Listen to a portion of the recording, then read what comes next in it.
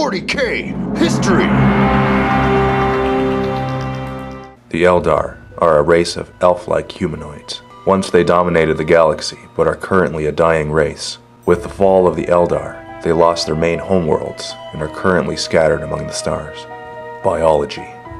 Superficially, the Eldar appear very similar to humans, though they are generally taller and slimmer.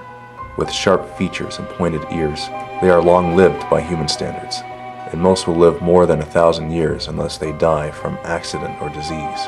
Eldar also have much faster metabolic rates than humans, and their cardiac and neurological systems are more advanced. These traits manifest in their vastly heightened reactions and agility compared to humans. To them, humans seem to move in slow motion with a certain degree of awkwardness, while to humans the Eldar can move with a distracting grace and can be blindingly fast in combat. As a race, they have a high level of psychic ability, which serves as the foundation of their technology. The Eldar that actively cultivate their psychic potential seem to exhibit a much extended lifespan as well, one proportional to their prowess. The Farseers of the Eldar can live for several thousand years. Eldar are mentally far superior to humans and feel all emotions much more strongly, requiring the Eldar to exercise constant restraint to avoid mental breakdown. Eldar seem to reproduce in stages, with new genetic material being added by the father to the developing embryo over an extended period. This process is ill understood, but Eldar autopsies are suggestive of it. History. The existing Eldar are essentially a refugee population, the scattered remains of their former strength and power. Even in such straits, however, they are still a powerful force in the galaxy. Once, 10,000 years ago, the Eldar were among the most powerful and dominant race of the galaxy, dominating a significant portion of the galaxy and secure in their prosperity. Although there were once races of advanced technology and military power, none were in a position to seriously threaten the state of the Eldar nation.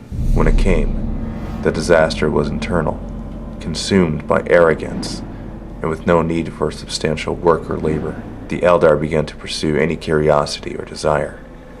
Rapidly, cults devoted to exotic knowledge, physical pleasure, and ever more outrageous entertainment sprang up. It did not take long for many of the Eldar to take a darker path, descending into dark study, instant fulfillment, and unbridled violence, beginning the fall of the Eldar.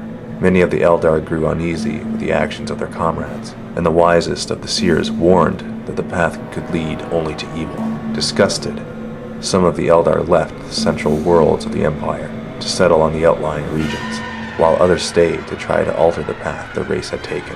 While this would have been destructive within any society, it was even more damaging for the Eldar. Within the parallel realm of the warp, the psychic emanations of these activities began to gather, strengthened by the souls of departed followers and cultists. As the Eldar vices grew, this collection did as well, until it eventually came into a life of its own. It finally came to consciousness as Slaanesh, devourer of souls and doomed to the Eldar, for the psychic scream of its birth tore the souls from all the Eldar within 1,000 light-years of it. Its awakening was so forceful that it tore a hole between physical space and the warp, plunging the Eldar homeworlds into a limbo of partial existence. This region is now known as the Eye of Terror, and is now the home of the forces of chaos.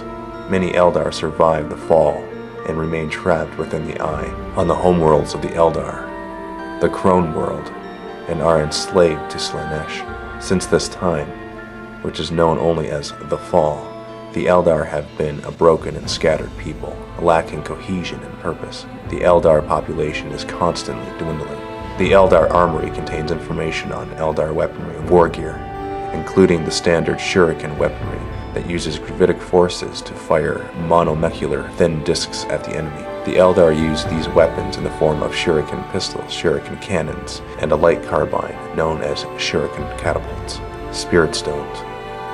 When the Eldar die, their souls are in danger of being devoured by the chaos god Slaanesh. To prevent this, the Eldar wear spirit stones, which capture and contain their souls at the moment of death. These stones are then collected and inserted into the craft world's infinity circuit, where they may rest along with the spirits of their ancestors.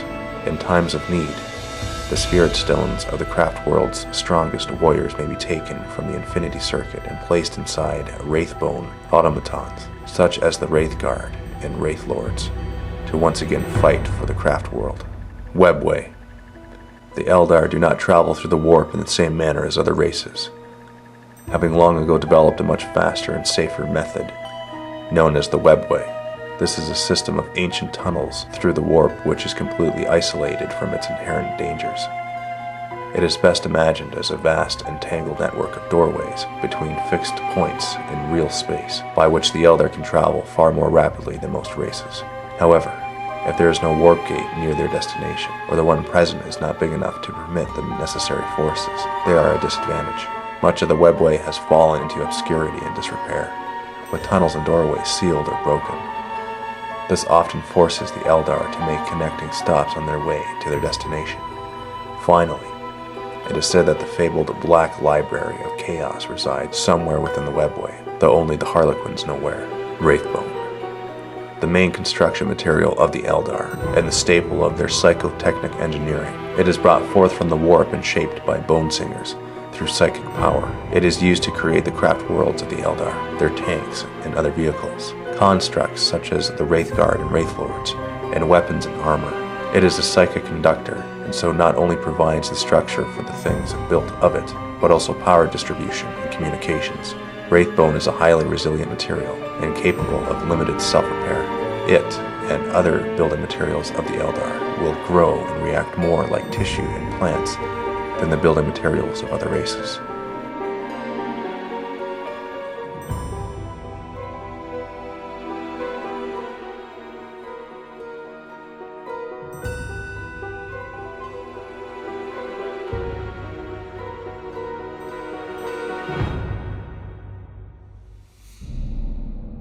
Visit MiniWarGaming.com to see our videos 1 month early.